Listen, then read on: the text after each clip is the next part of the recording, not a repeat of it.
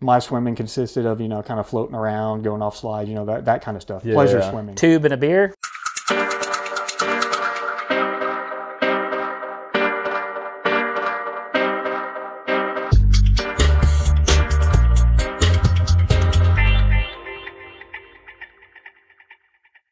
Welcome, everyone, to another episode of Coaches Back on Couches. Love seats. Bing Slouches. Yeah, we found a couch. So before we get too far into This is the greatest. I would like to let everyone know that my wife, at this moment in time, has no clue that I've taken the furniture from downstairs and moved it up here. No clue. So when she gets home today, she's going to find an empty living room with, one couch. Yep. Dale's got a shopping trip in his future. If I'm not in trouble, I'm broke. One or the other. Or both. So, we've got Jay Estes on the couch today. We're talking to him about his experience going from basically having no experience to jumping into and training for and completing a half Ironman. Mm-hmm. It's going to be awesome. Yes, it is. But first, I am Coach Dale Sanford. I am Coach Bryant Funston, and we are the co-founders of BPC Performance Coaching, where we specialize in helping time-crunched athletes optimize their busy schedules so they can maximize their athletic performance. You can find out more about BPC by going to buildpeakcompete.com, checking the Facebooks and the YouTubes at Build Peak Compete, and all up on that Instagram at BPC Performance. Nailed it. I brought the cue sheet back out. Yeah. Even though I did it off memory last time. I don't know. I was a little nervous with Jay here. All right. Speaking of, we got Jay Estes here. Jay, tell everybody that you are not a professional athlete. Surprisingly, Let with him the know. physique. No, it has nothing to do with physique. Okay. We're sporting, we've got our workwear on here. Tell everybody, go through your, kind of life scenario right now. Absolutely. So obviously not a pro athlete and just a typical busy guy, late 30s, rounding that corner towards 40 and got a stressful, busy career, got 3 kids at home under 8 years old and, a demanding life like that. So, there's definitely some stressors on life. Yep. And, So you would fall under, like we said in the little intro, time-crunched athlete. Right, absolutely. That's kind of nailed it on the head, and it's one of those things that with the training and with these goals that we set with the training, it kind of helps me with the other areas of my life, being a better, father, husband, taking some of the stress off the other things. Absolutely. So, did you, grow up playing sports? Yeah, so I grew up, always been an athlete for the most part, through high school, 3-sport athlete, none of which were swimming. So I'll touch on that later. Big one, right? Yeah. Wrestled, ran track, and played football. Okay. And went on to college to play football. And not much experience. Then after college, kind of like typical, got into life, got married, got a little fat. And looked at myself, 5-6 years ago and said, hey, something's got to change. Yeah. So that's when I started running. And, I've ran several marathons, things such as that. When you were doing track growing up, what were your events? Sprints. So kind of 100, 200, 400, relays, that kind of stuff. It falls in line. It's like every kid that grew up playing football coach, you're going to run track. Yeah. And you're gonna do the 100. Exactly. Yeah. We don't want you doing anything over the 800. Yeah. 800's max. Yeah. Yeah. Oh, that was a no-no No. in high school for me, anyways. Well, I ran 2s and 4s, and it's funny. My there you go. track coach, he saw me in the fourth quarter. Do a couple long. I was a running back as well, and he took me after that game, and he said, "Oh, you've got endurance in the fourth quarter. You're going to run 400 now." And I hated the 400, so I ran some 400s. Oh, that's a miserable race. Yeah, it really is. It's enjoyable. So, you got into running, obviously, a lot of people do, to lose a little bit of weight and, get a little bit fitter and stuff like that. Got into a few marathons. What the heck made you like want to do a half Ironman or get into triathlon period, Right. but a half Ironman going from 0 to half is, you know, it's common. It's a lot more common than, you know, as coaches, we know it's common, but for the person who might be listening who is considering doing a half and has no triathlon experience, like what was the light bulb that made you want to do it? So it was kind of a natural progression, I guess. You know, as I ran and I was doing, you know, I wasn't coached at this point in time, and just was running on my own. Had a schedule off the internet I printed out, and you know, had some cross training on it. So found a bike from Craigslist. Got my cousin's help. He accomplished cyclist, and he found me a good bike on Craigslist. I think I spent like $600 on it. Yeah. And that was probably a sticker shock too, huh? Yeah, absolutely. You know, I didn't want to spend a lot of money, and you know, so that was at the top of my budget that I thought I would be spending. But you know, ended up getting a solid bike and riding that around the neighborhood a couple days a week to cross train, supplement with my running.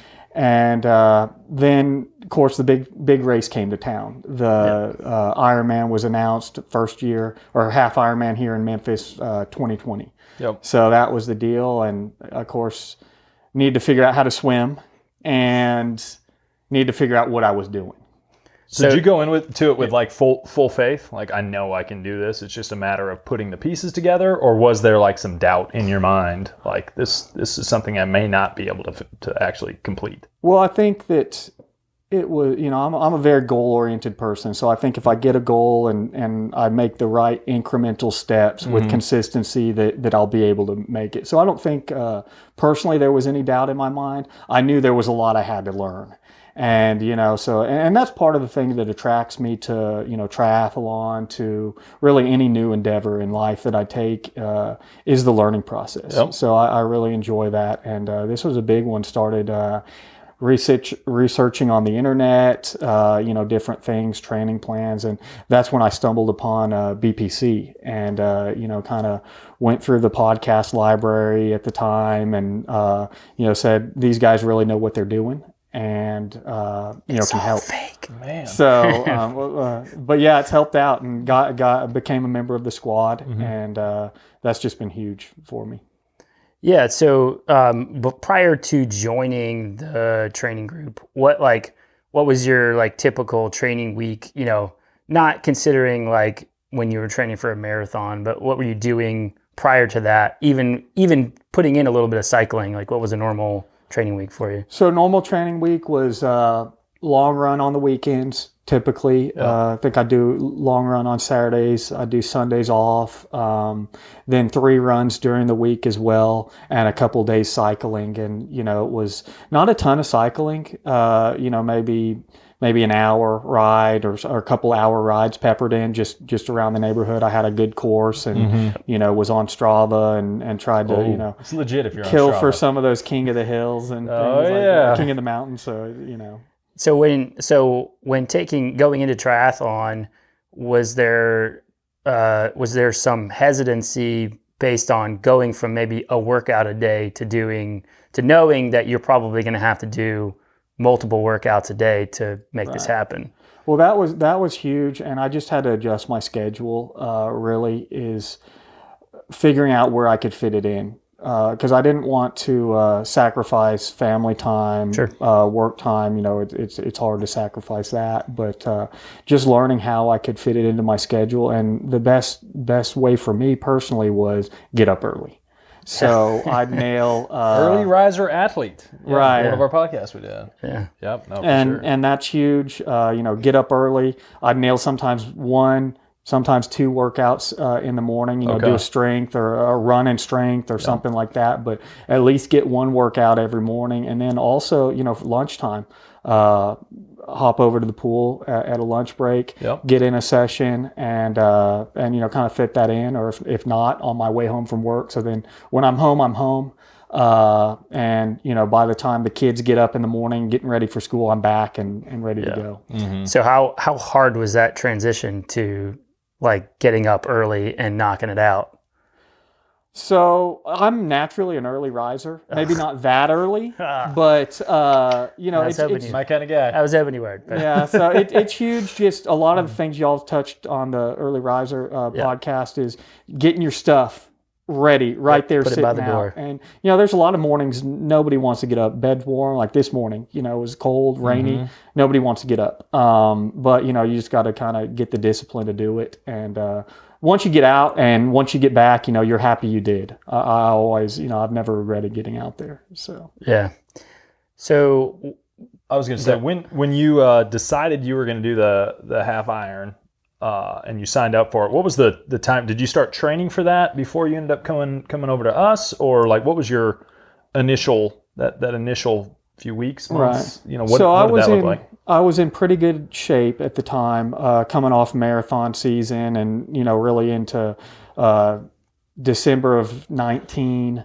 Early 2020. So, I was in good shape. I had decent bike fitness. I didn't know what bike fitness was at the time, really. But then, just trying to figure out what I need to do, trying to learn how to swim. When did you sign up? Do you remember? For the half? For the half? Well, so 2020, I hadn't quite signed up yet, and I injured myself. I ruptured my Achilles, so that was a minor little injury. Yeah, that was a huge one. I was out for about 9 months in 2020. But like I always didn't matter anyways. Yeah, if there's a year to get injured, lucky. that was it, because all the races were canceled. So tell everyone how you got injured. So playing basketball. Sorry, it's not funny, but right. it's funny to me because we hear the story over and over and over. Endurance athlete goes to play some other sport that requires lateral movement or starting and stopping quite a bit, and ends up with a knee or an Achilles or something. Ankles we've seen it a lot, unfortunately, but we've seen it a lot. In hindsight, it was really the perfect storm. I had done a couple hour trainer ride earlier that morning.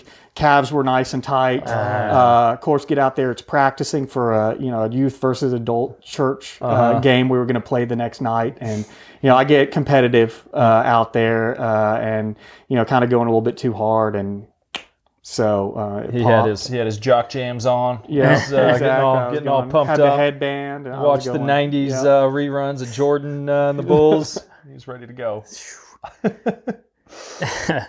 So when you're getting into, let's jump to swimming, because that is really most people's big limiter or big hesitancy in getting into triathlon period, let alone swimming 1.2 miles. So you kind of said you did the typical watch some YouTube, get in by yourself and try it. So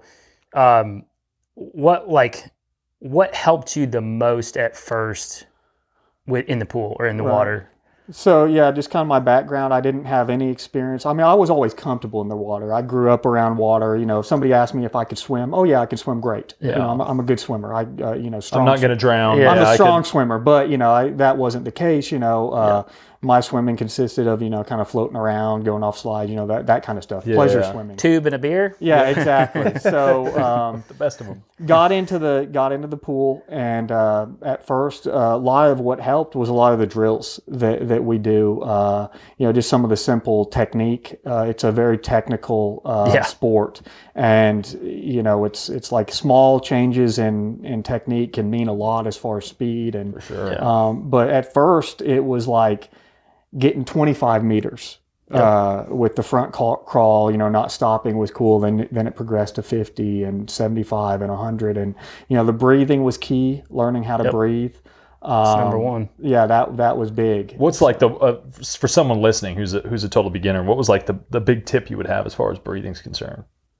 Is there something that pops out that you cue yourself on with that? Yeah, so if you're beginning, what helped me a lot is I obviously had a kind of a false start after the injury, and I was able to restart again.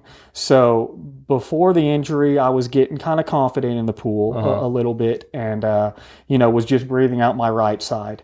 And then when I got back in the pool, and it was kind of after 6, 7, 8 months when I was clear to get back in the pool, I decided I'm going to learn how to breathe bilaterally. Okay. And so that helped to be able to breathe from both sides. And, as I progressed to open water swimming, which was another huge obstacle personally for myself, that helped a lot, is breathing out of both sides. Yeah, perfect.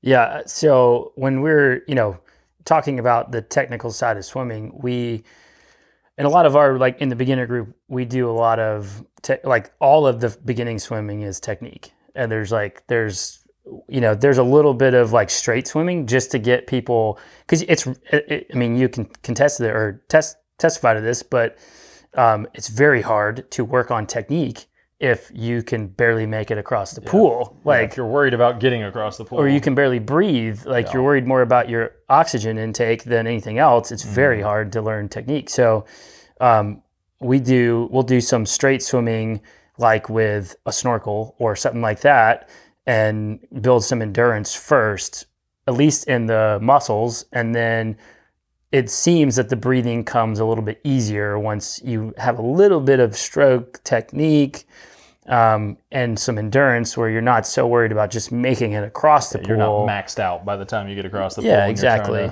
So, a lot of the initial workouts are just technique. And I think the mistake a lot of beginners make when they do a technique workout is they see and we do it, we're guilty of it a little bit, is putting a lot of pointers on one workout.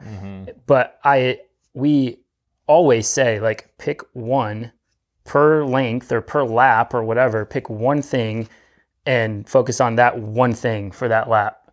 And when you don't move to the next one until you feel as though you're fairly comfortable with that one thing, because it's so easy to get overwhelmed with all of the technical aspects of swimming.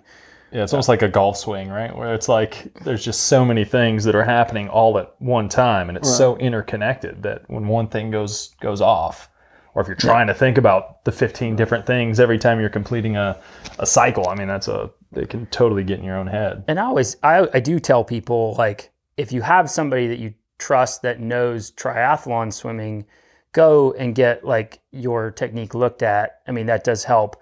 But we've basically spent 13 years learning how to teach people to swim without even seeing them swim, and we've kind of refined this over and over and over and over, just to get people comfortable doing laps and having some semblance of efficiency when we can't be on the pool deck with them. We can't see them in the water. Occasionally we'll get people to film themselves and send it to us and stuff like that. But, it's just been a process over the years on, okay, this worked, this didn't work. That's too much for somebody to think about. Let's, refine these workouts. And now we have a pretty good, we've had, this past year, I would say out of the 23 people we had start the half Ironman, when they started, maybe not with us, but initially they couldn't clear a pool. They couldn't get across the pool without being totally smoked. So, that's when you're trying to think about people like that, you have to first get them comfortable putting their face in the water, that sort of thing.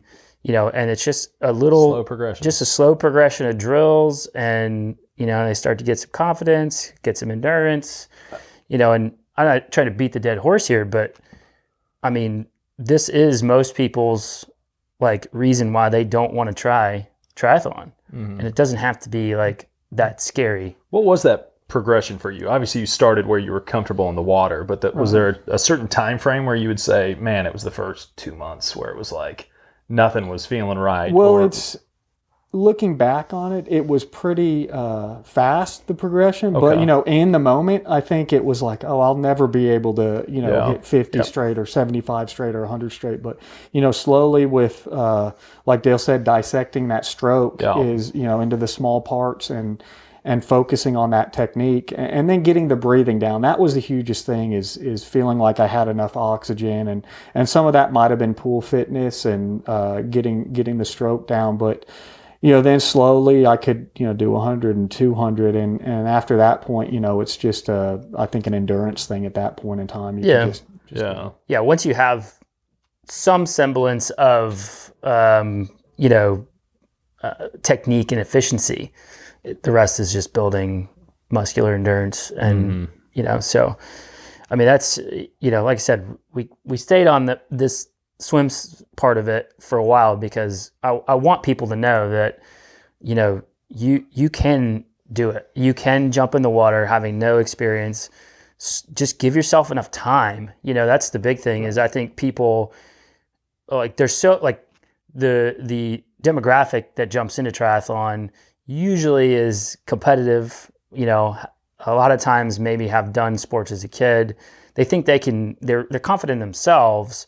But I think a lot of people make a mistake to wait too long to learn how to swim if they can't. And then they rush into swimming distance and they never learn any technique. And they're just, I've seen people do Tarzan swim for 1.2 miles, and it ends up being head above water, float on your back, head above water, float on, and they barely make the cutoff, and then they're fighting the time cut for the rest of the race.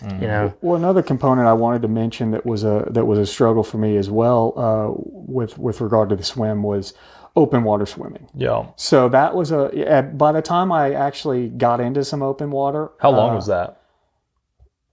It was probably, I guess the Buffalo Bill Triathlon I did. Okay. So and then also, I think there was maybe an opportunity or two before that, that Shelby Farms had the open water swimming program open. Yeah. So, but that's a whole different ball game. I jumped in the lake thinking, I can swim, 1,000 meters straight in a pool and, no problem. This is going to be easy. And it's a whole different ball game. You have zero visibility, if any, in front of you. And there's I experienced a little bit of open water panic.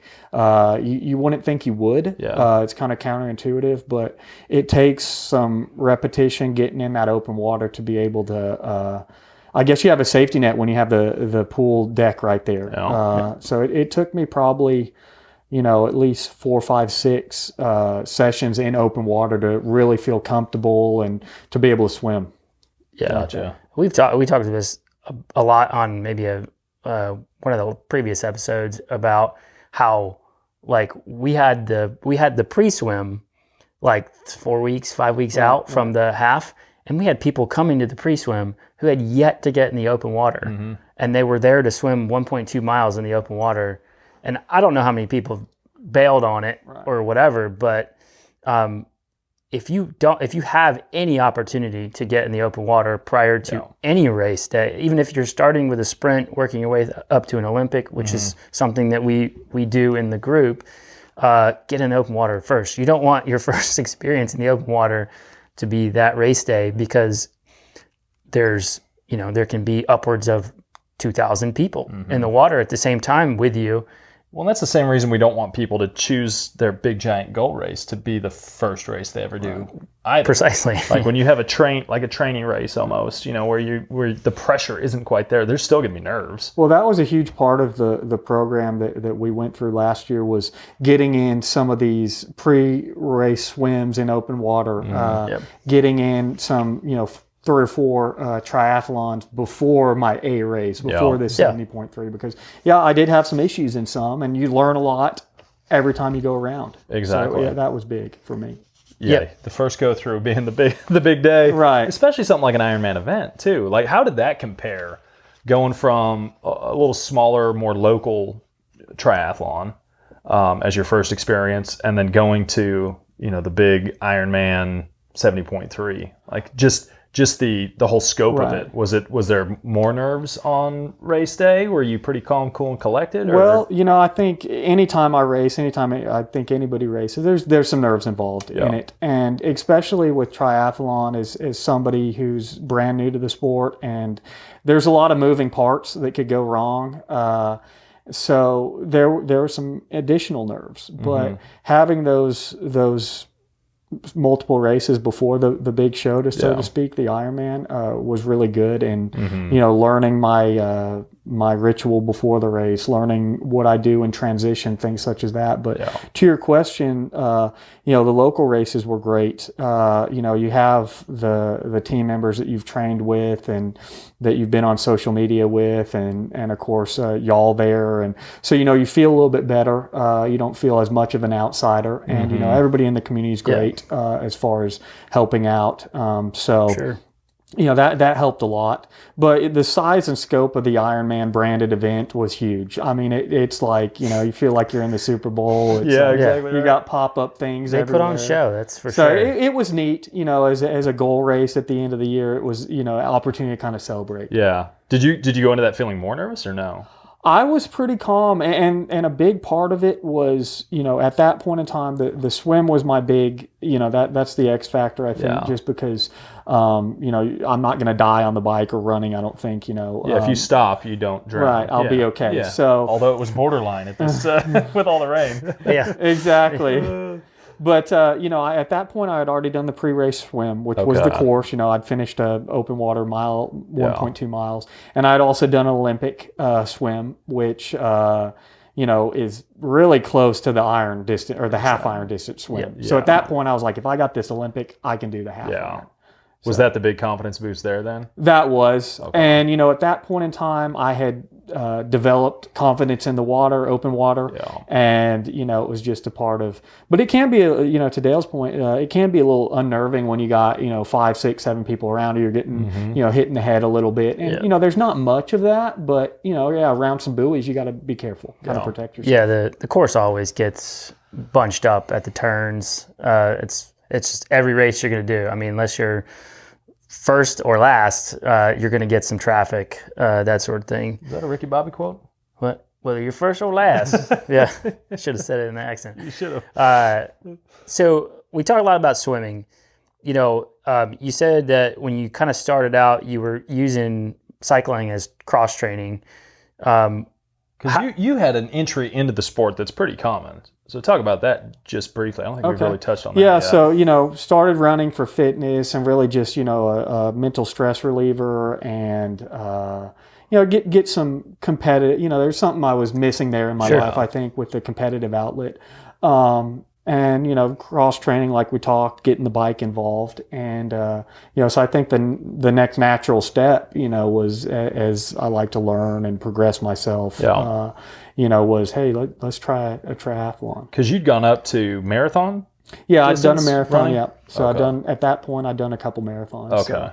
And typically what we see a lot, like in the cycling world, would be people are runners, and then maybe they either get burnt out from running or they get hurt running. Typically is like the transition that I get a lot, you know, as more of a cycling coach, is running tends to be a gateway to either triathlon or a gateway to cycling.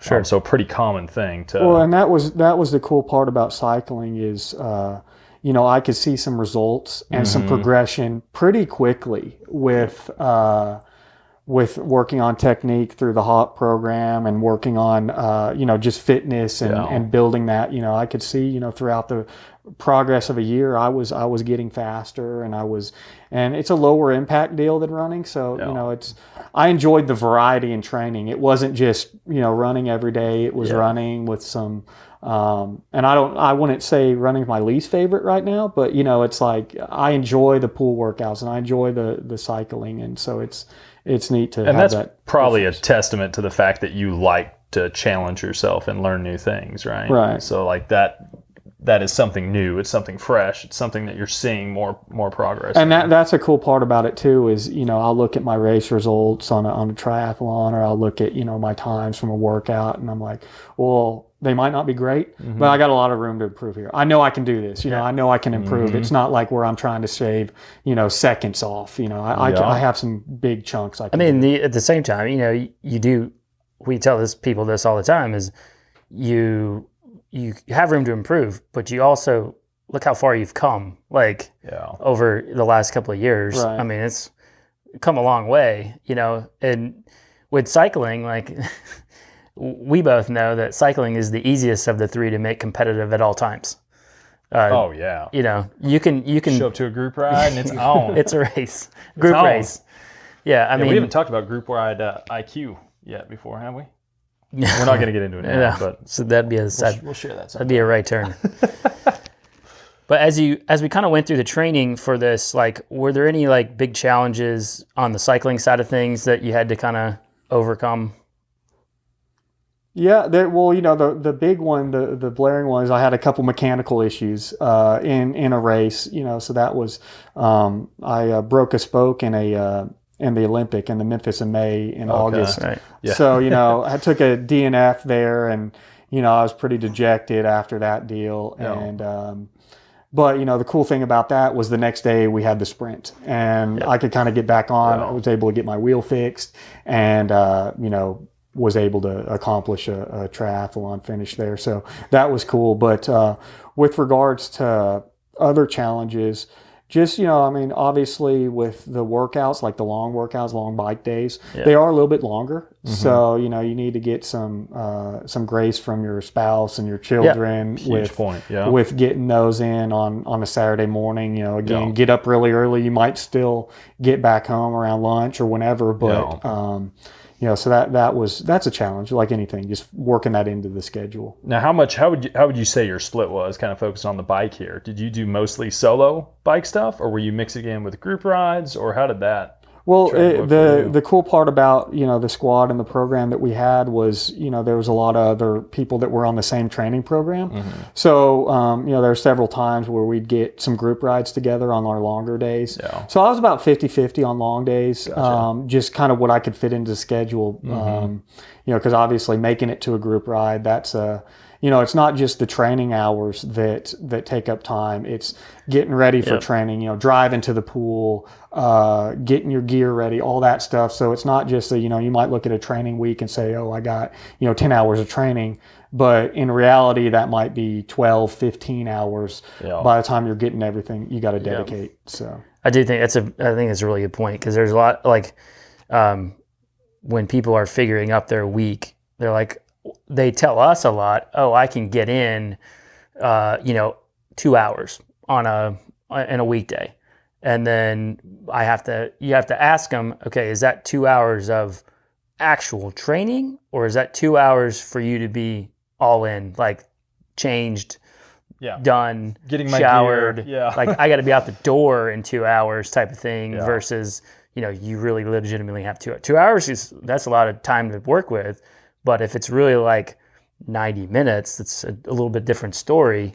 I think when you're considering taking on something like this, definitely be extremely realistic about how much time you have. And so when we structure the plan, and I don't know, and this is something I wanted to ask you, we structure the plan to where it's kind of, I'll say modular, but we have upwards of 11 sessions a week, and we've marked 6 of them as priority. Mm-hmm. And so our take on it is, if you do all 6 of the priority sessions a week, you're going to make it to the finish line. Mm-hmm.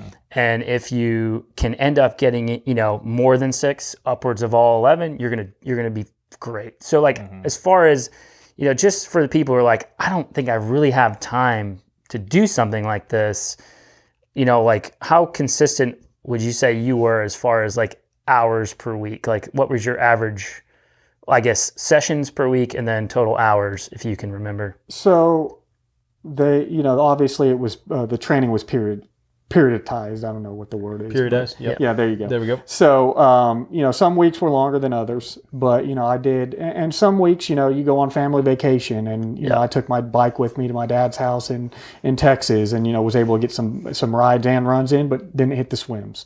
And so, but for the most part, there were some weeks that were rocky because of vacation or whatnot, but for the most part, I tried to stay pretty consistent.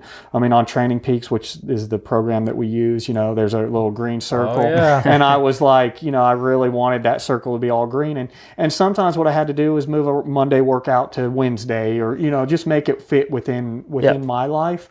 But I tried to hit most of them, so I felt good. And it kind of, at the end of the year at the half Ironman, I obviously goal 1A was to finish, and I did, and had another time goal and kind of hit that right on the head too. So I felt good with my year as a whole. But I guess if that answers your question. Yeah, it's just I just try to give maybe somebody who's listening that again says thinking to themselves, man, there's no way I could do 11 different training, 2 a day during the week, 8 and then there's 9, probably 10. a lot of cyclists right now who are used to doing 4 to 5 sessions a week. Right. Like, yeah. And running's the same way. Like runners end up doing 3 to 6 sessions a week, something like that. But in triathlon, we're splitting time in 3 sports, and it'd be really good if we got some strength training in. Right. So wait, what's that? Well, yeah, exactly. And fortunately, I think that's what falls by the wayside a lot of times. Yeah. But I think 2021, last year, I had some life circumstances with kids at home instead of at school and everything else. So my mornings kind of freed up. So I was able to get on some of the live hop strength sessions with Heather. And, that helped a lot. I think that the strength alone, they are some priority workouts. You can't just let that go by the wayside. You heard it from Jay. Yeah. You should do your strength work. One more. Chalk up another one. Yeah. Yeah. I mean, do you think it was did you find it challenging to move the sessions around when it didn't work for your personal schedule, or did you just hone in on the priority sessions, or did you have a strategy, or was it just like, I'm just going to make it work. I'm just going to make it work no matter what. Trying to think back, there were some you just had to miss. It wasn't going to fit in the schedule for whatever reason. But I tried to hit the priority stuff and tried to move it around as much as possible. I don't think I always took a rest day, I believe. I don't think I kind of moved something onto my Monday rest day much. That was kind of important. And even the rest week, the kind of adaptation weeks that we do were huge. But I mean, there were weeks, there'd be weeks where I didn't hit it all, and just try to hit the priority. Yeah, for sure. I think getting into to put context to the priority workouts, the ones that we basically earmarked for priority were obviously the long days, the long weekend stuff. If you're going to do a long course event, you can't fake the 5, endurance. 6, 7 hours out there during the race. Yeah, you can't fake that. So that was always long bike, long run. They were always priority, and then usually the other priority workouts, long swim too, but long was the some sort of quality. So either like a tempo day or a hill day or whatever, something like that.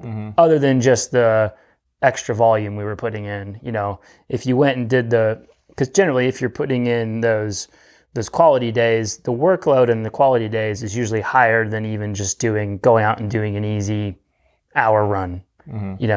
So if there's some work in there, we made those priorities. So you essentially had, most of the time it was long bike, long run, a quality bike, quality run, long swim, because you can't fake the long stuff. And then we kind of varied it between the other swim and strength work, and just making sure that, everyone was getting in a little bit of strength work or as much as we could throw in there, with as much swimming as we could throw at them. I think, in a program like this where we're really trying to keep it very reasonable, for folks that are new to the sport, it can be overwhelming. So just keeping someone consistent and not getting them to that point where it's like, if I don't hit all 11, I'm not going to succeed mentally. That can be a huge drain. So did you find having those options, where it was it sounds like you were pretty driven and were able to hit most of it. So it was hard to, but it wasn't overwhelming. If you just knock it out first thing in the morning, that's the huge thing. You've got it done. Don't have to worry about it. You've got at least one session done. Yep. And that was big for me, is to get it knocked out. Yeah, I'd say that's the biggest tip for so many. And I've been having conversations just this week with some of the people I'm coaching. It's like, if you're struggling to get it done, everyone, as soon as the world wakes up, right, and the emails start coming in and the texts start coming in, and like everyone's trying to pull time from everyone here. Everyone and there's listening. an emergency, your schedule has to change. Exactly. And then you've made all these decisions, your brain's been stressed, and you get home at night and you got family, you've got kids, you've got other stuff, that your odds of being consistent late at night really go down drastically. So I think your tip's huge. Like, get up, knock it out, at least knock out one. Right. And if you miss the other, okay, you're a lot further ahead than you would have been by missing both, right? Right. So I know you had a running background, just shift gears a little bit. We've talked about swim, we talked about bike. I know you had a running background, so this may not take very long, but were there any like major challenges you found in the running training now that you were both swimming and biking at the same time? I mean, you weren't devoting all your time just to running. Well, I think, that's an interesting question, because unique to myself is I was coming off the Achilles injury. Yeah. So, whereas before the Not injury... so unique altogether, but yes, there are probably many people that can relate, but keep going. So, before the injury, I felt like I was in a really good place running wise, with fitness, I was happy with my speed. I was progressing, on a lot of my distance races, I was getting some PRs, and so I felt really good. And then obviously, kind of the apple cart got turned upside down, and had to readjust. So I'm still, I think some of the speed's still coming back. I haven't got there. I don't know if I'll ever get back there, which is fine. But I guess taking away some of the time, because you're not running 4 or 5 days a week. You're running a couple, maybe 3, or depending on what the training plan says. So I think you take less time. And looking back on it, I mean, I've learned a lot of lessons from last year, from one full season training triathlon. I think I'll take some of the workouts more seriously. Not that I was kind of going through some of the motions on it, but it's like, okay, well, if I just do this workout, I've checked a box on it. But just coming into this year, it's like, okay, let's really focus on the technique work running. Let's nail these workouts. So because I think with the progress I can make on the swim and on the bike, there's still some room to be made to get back to my baseline on run as well. Sure, yeah, and the triathlon conundrum is, now that we're splitting time, it does make it a little, especially when you come from a one sport background, it makes it difficult to make the big improvements you want to see in each sport, because you're splitting time. And so if we devote, and sometimes we do this, we'll devote more time to one sport to see the bigger gain in that one sport. But as soon as we go back to sharing time between 3, there's always a chance that sport that we've just put time into, the fitness will settle back out, or, just even back out. So generally, if you're going to spend time, the time you want to spend on one sport is technical in nature, because those are the things that are going to stick with you outside of the fitness. Boost your fitness, and then you take away time, your fitness is going to come back down.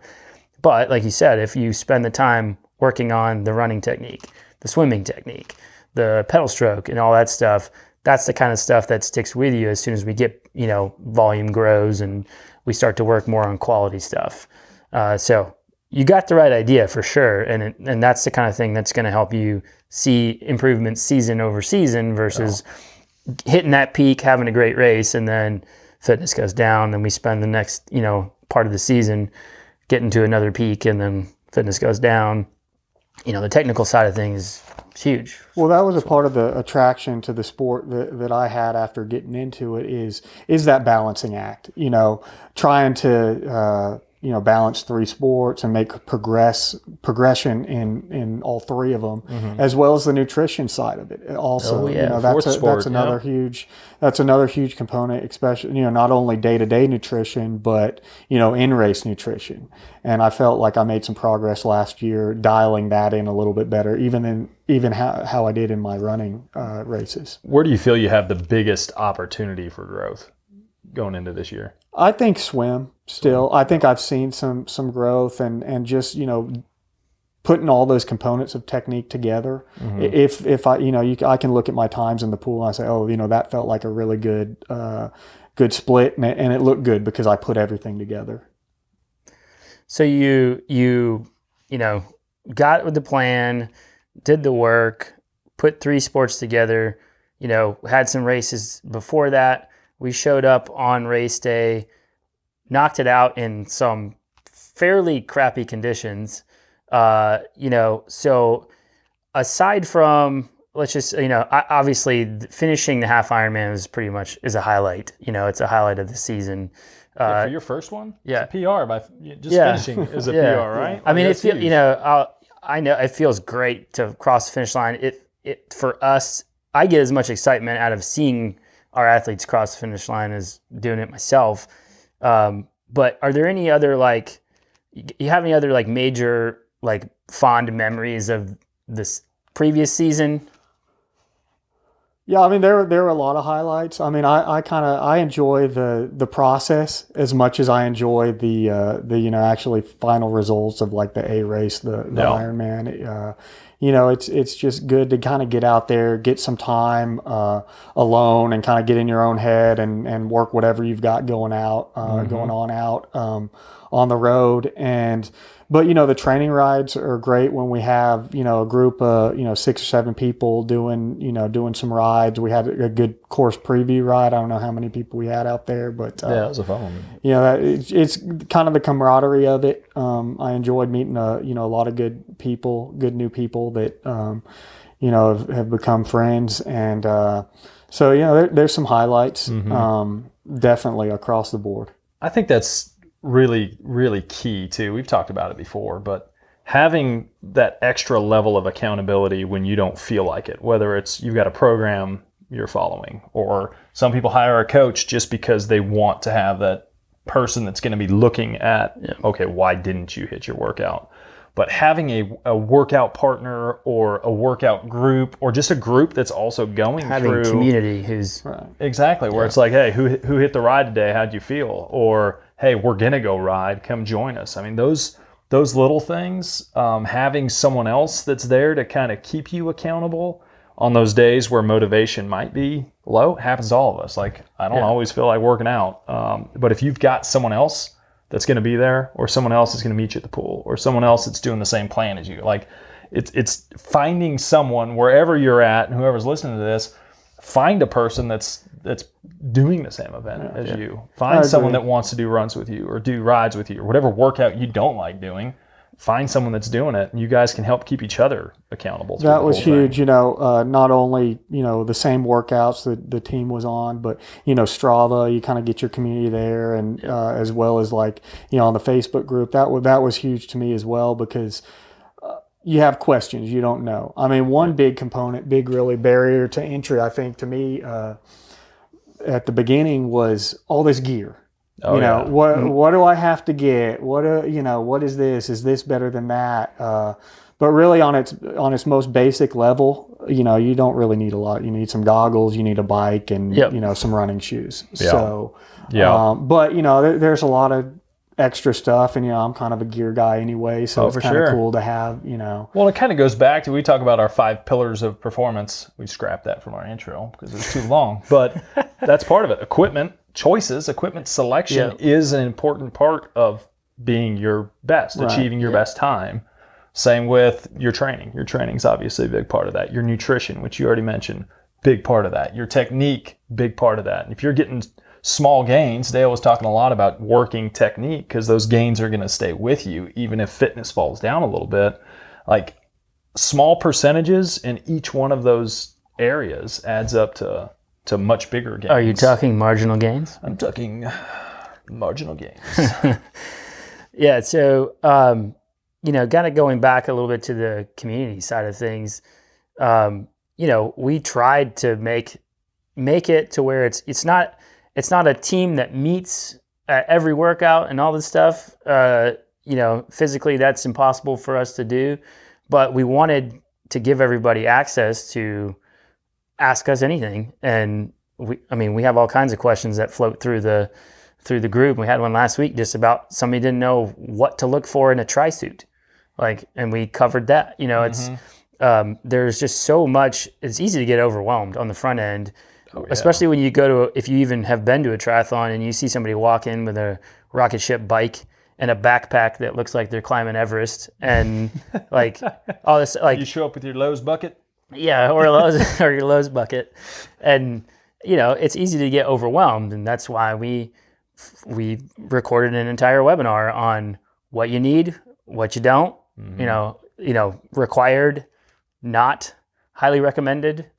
We did a whole hour or something on that sort of thing. Yeah. So we're trying to make it easy as possible to, take the learning curve and squash it and, speed that whole thing up. Yeah. Smooth sailing into the sport and let you just focus on doing the work that's going to take you to the finish line. Mm-hmm.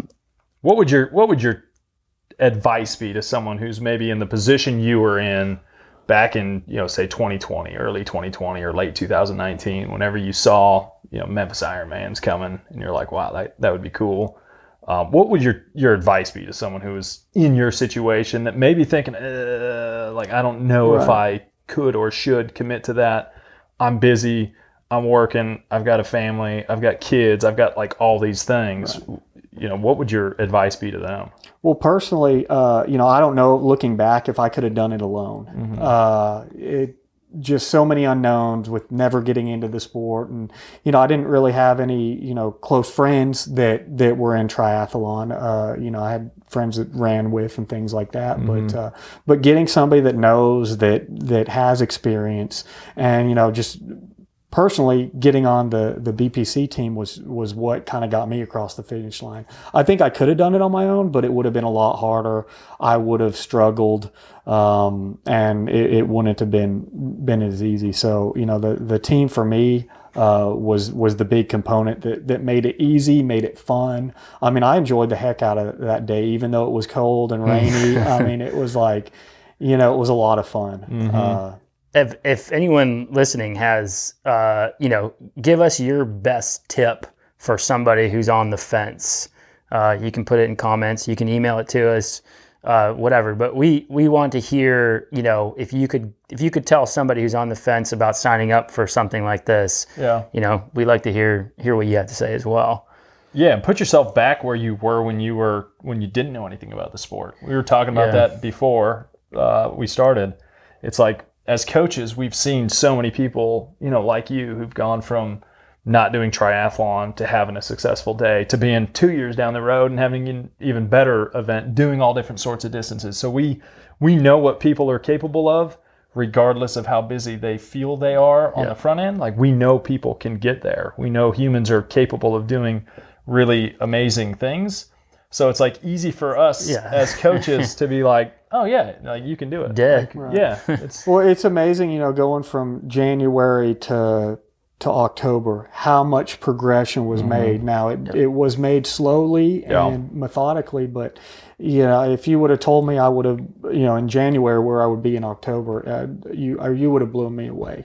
So that was a cool part of it. And the other real key component was getting in some races beforehand. That was the key experience. Yeah. I knew what I was going to do. I knew what I was getting into. So that was huge, getting in. I think I did maybe 4 races beforehand, which isn't a ton, but that's what gave me the confidence when, all the lights were on and the big Ironman game was in town. That it was easy. How was your excitement after doing an event? Because usually, well, I won't answer this, but after doing your first triathlon, you said, was your first one the one where you broke the spoke? No, Buffalo Bill. Okay. So, So after that, were you more motivated to train? Like, was the excitement level even higher about the whole thing? I Or think was it like, I was more motivated. There was some, obviously, saw room to improve on everything. So looked back at it and said, this is what I got to train harder at. This is, where I need to be. And so, yeah, I was jazzed up. Yeah, for sure. And I think you, just the fact that you had the mechanical, we are huge proponents of racing multiple times. Yeah. Like whenever someone has all their eggs in one basket, there's stuff that can happen. That experience alone can take people out of the game. Yeah. Like you train so hard yeah. for something, you break a spoke. Right. Say you broke a spoke, at the Ironman and it didn't finish it. So that's like, I had one goal. That one goal did not get completed. And for some, it can be like fail. Yeah, I'm done. As aggravated as I was with the mechanical, the cool thing is I could race the next day. Exactly. And I kind of got right back up on that horse, so to speak. But yeah, it was devastating.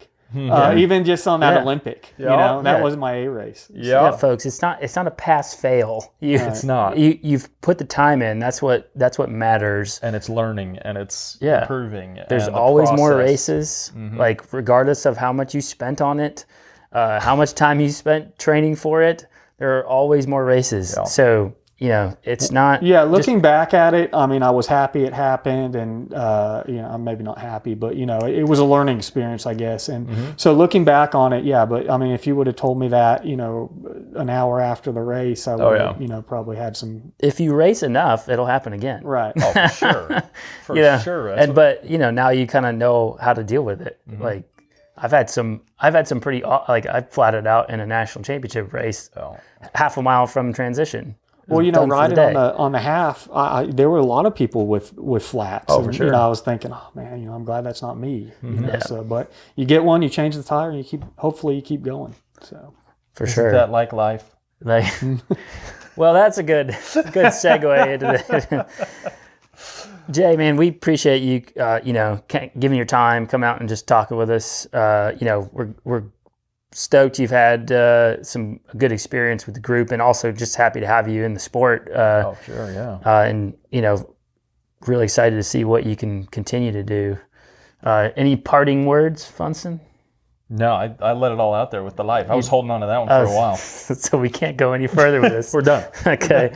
Parting words? No, just really, it's been a great experience. Learning the sport, and look forward to this year and what it can hold. So and see awesome. What I can do. Awesome. All right, guys, we appreciate everyone hanging out. We gotta wait. Where can they still sign up? Yeah, absolutely. So the training group is open. The beginners, like right now, we're looking for everybody. But if you are a true beginner, like Jay was at one point, now's the time to sign up. We started the training a couple weeks ago, but it's very slow progression. So you can basically, if you're a true beginner, let's say you could jump in easily within the next 4 to 6 weeks and be fine. So don't wait too long, because the training it can get overwhelming if you just decide to jump in and May. For those we will be out of cutting hibernation. off. We will be cutting off newbies on coming into the group, just because it takes away from the rest of the group trying to get those people up to speed. So there will be a cutoff probably in April. But if you have some triathlon experience or experience in the other sports, you can jump in whenever. But again, if this is your first time taking on a half iron, we recommend you get in early as possible. Now to tomorrow. Yeah. Early as End possible. of March, definitely, because we know, and we were talking about it, there's going to be beginners who it's been cold, it's been wet, it's actually a very miserable day right now as we're looking outside, 33 and rain. There's people that aren't going to start thinking about triathlon until March, when the time changes and starts warming up a little bit. So if that's you, then you're still good to join if you're listening to this in March. And if you have questions, email us and let us know what you've been doing, and one of our coaches will get back to you and say, yeah, come on, or we'll be honest and say, this is probably not the great fit for you. And if you're looking for a training partner, Jay says he's got you. Just message him. 4 a.m. Yeah. All right. All right, Jay, we appreciate you being on here. We sign up. buildpeakandpete.com/IMMEM. Short for Ironman Memphis. Yeah. IMMEM. And we will put that in the comments. Yeah, that'll be in the notes and all that in the good show stuff. notes. In the where else do we do this? On the website. On the website. On the naturally. socials, the notes. Yes, It'll be everywhere. Just look for it. Dale's actually going to get tattooed on himself later. Yeah, I'm going to have it right here so you can see it. It's expensive, but it's worth it. It's so worth it. All right. We appreciate everyone hanging out, listening, watching. We'll catch you guys next time. Adios. Peace.